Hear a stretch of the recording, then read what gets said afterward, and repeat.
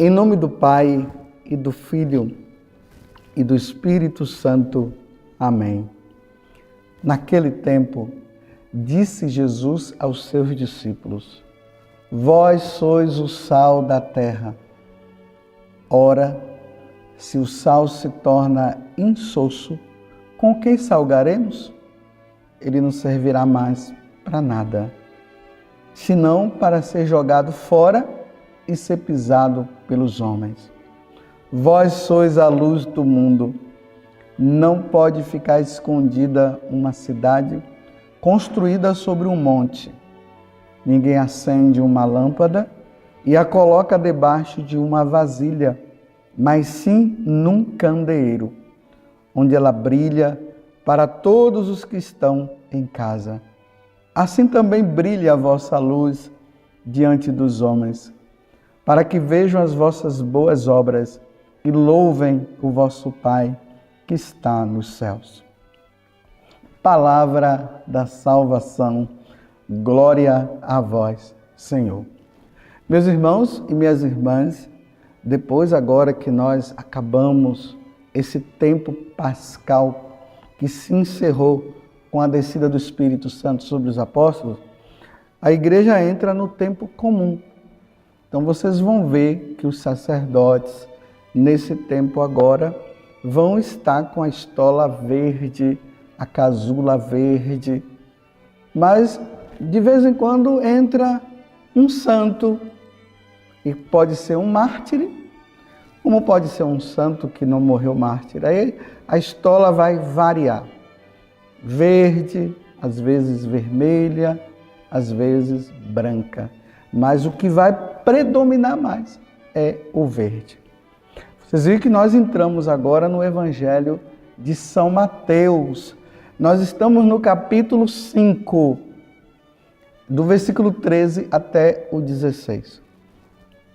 É que ontem, dentro da liturgia, mas foi celebrada o dia da Santa Mãe de Deus, era para nós vermos o sermão, era para nós vermos as bem-aventuranças, que começa no capítulo 5. E aqui se dá o nome de Sermão da Montanha. É um sermão que Jesus faz, que tem uma durabilidade que nós nem sabemos, porque é o capítulo 5, 6 e 7. São 3 capítulos das bem-aventuranças, aonde Jesus agora vai ensinando para os apóstolos e para toda aquela multidão que estava ali junto com eles, os discípulos e tudo, como é que as pessoas devem fazer para segui-lo. Se você quiser ser santo, é só você ler o capítulo 5, 6 e 7 do Evangelho de São Mateus e você vai entender o que é viver uma vida santa. Então, quando acaba ali o sermão, as bem-aventuranças, aí Jesus começa a falar para todo aquele povo que 2 coisas nós devemos ser para segui-lo.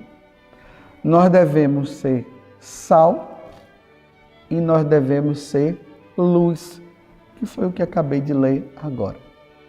É uma metáfora que Jesus usa para nós entendermos melhor o que é que nós devemos ser no mundo. Em Pentecostes, os apóstolos eles saem pregando o evangelho para todas as nações. Essa pregação dos apóstolos deve levar as pessoas à conversão. Só que essa conversão, ela não acontece somente por meio de palavras. Ela deve acontecer também pela vida. Aquilo que se fala é aquilo que deve se viver.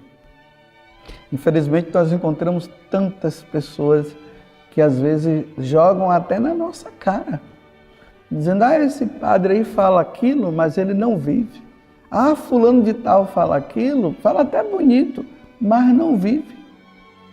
Aí Jesus agora está dando a fórmula, através dessa metáfora ou parábola, como você quiser entender. Ele diz que nós devemos ser primeiramente sal.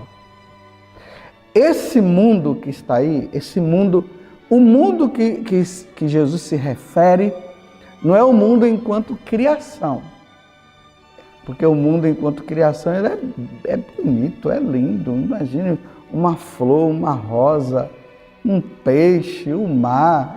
É lindo demais as pessoas que foram criadas por Deus. Mas o mundo que ele fala é esse mundo onde as pessoas elas não conhecem a Deus. Elas estão sendo guiadas pelo demônio. Porque o demônio veio para roubar, destruir e matar. Foi Jesus que falou no Evangelho de São João, capítulo 10, no versículo 10, está lá escrito isso. Então, esse mundo sem Deus é um mundo insosso, é um mundo sem sabor. Você já comeu comida insossa? Aquelas pessoas que, infelizmente, não podem comer a comida com sal, é terrível, né? Uma comida insossa, meu Deus do céu, não é fácil. Mas quando você coloca os temperos e ali coloca o sal, dá aquele sabor maravilhoso. Os gulosos é que o digam nesse momento. Então é isso que Jesus está dizendo. Que nós devemos ser sal nesse mundo. Esse mundo insosso, esse mundo sem Deus, esse mundo de pecado, esse mundo onde as pessoas elas deram as costas para Deus, elas pensam que são felizes e não são felizes. Jesus está dizendo que nós precisamos ser sal. Aonde nós chegamos, nós que somos católicos, nós deveremos dar um sabor diferente ao local. Você é sal? Ou você tem uma vida insossa, dizendo que é católico, mas você tem uma vida insossa? A outra comparação que Jesus vai fazer é: nós precisamos ser luz. Neste mundo, aonde Deus não está, Ele é trevas, é escuridão. Como é que uma pessoa vai conseguir caminhar na escuridão? Que dificuldade ele vai ter? Talvez até se ele conhecer o lugar, já tem o costume, ele até consiga, mas com muita dificuldade. Mas aquele que não conhece, meu Deus do céu, é melhor ficar parado, porque pode ser que pode até cair num buraco. Então Jesus está dizendo que nós, católicos, nós precisamos ser luz, ou seja, quando nós chegamos aonde existe escuridão, a escuridão se dissipa. Porque nós estamos tão iluminados de Deus, que a escuridão aqui, o mal, ele vai embora. Não sei se você se lembra lá no Antigo Testamento, lá fala no livro do Êxodo, que Moisés, quando ele subia ao monte, quando ele entrava no tabernáculo, onde estava a Arca da Aliança, quando ele saía, o rosto dele brilhava. Ele colocava até um pano no rosto, porque tamanho era o brilho que ficava no rosto dele. Aqueles que têm uma vida com Deus, que levam a vida de oração, que buscam a santidade, que estão lutando de todas as formas para ser de Deus, quando eles chegam, eles iluminam. Ele tem um brilho diferente no olhar. Por isso que tantas pessoas, olhando para uma pessoa em Deus, eles sempre perguntam: mas me diga uma coisa, de onde é que vem tanta felicidade na sua vida? Você parece ser uma pessoa tão diferente. Está passando por dificuldade, mas os seus olhos continuam brilhando. A pessoa só tem uma resposta a dizer: é que eu sou de Deus. Estou com Jesus. Jesus, ele faz parte da minha vida. assim que nós vamos contagiando um e outro, e as pessoas vão se tornando cada vez mais pelo contágio, pela nossa ação, pela nossa vida.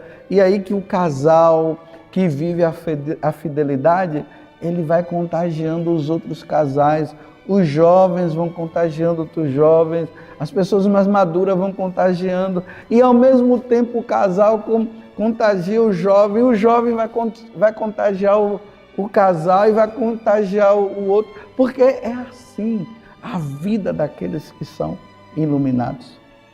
Um exemplo bem claro, Madre Teresa de Calcutá, que é bem recente. Olha aquela mulher. E me desculpe, né, Madre Teresa de Calcutá, fisicamente ela não tinha uma beleza assim, ela não era uma pessoa tão bonita. Como também o São João Maria Vianney, não tinha uma beleza. Mas eles eram tão de Deus que aquela beleza interior, ela tomava conta e as pessoas eram contagiadas com aquela mulher baixinha, com aquele homem, aquele velhinho lá da cidade de Arles, lá na França. Eles iluminavam, as pessoas ficavam iluminadas, qualquer pessoa que chegava perto, porque estavam tão imbuídos, tão fortalecidos de Deus, tão cheios de Deus, que a vida dele levava os outros a mudanças. Aí no final do Evangelho, Jesus diz: assim também brilhe a vossa luz diante dos homens, para que vejam as vossas boas obras e louvem o Pai que está no céu. Mesmo que a pessoa não queira, mesmo que ela não acredite, quando ela olha, quando ela vê, ela acaba louvando, bem dizendo. Agora, quando nós não damos o devido testemunho, sabe o que é que acontece? As pessoas, pelo nosso mau testemunho, vão blasfemar a Deus. Eu termino perguntando para você: a tua vida tem levado as pessoas a bendizer e glorificar a Deus ou a amaldiçoar a Deus? Você tem sido luz ou você tem sido trevas?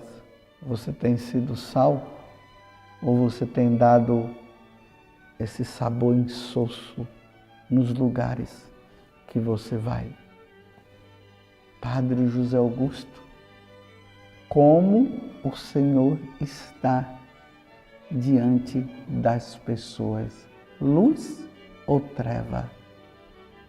Louvado seja nosso Senhor Jesus Cristo, para sempre seja louvado, e a sua Mãe Maria Santíssima. E desça sobre você a bênção do Deus Todo-Poderoso, Pai, Filho e Espírito Santo. Amém. Você é luz ou você é treva? Você é sal ou você não dá sabor?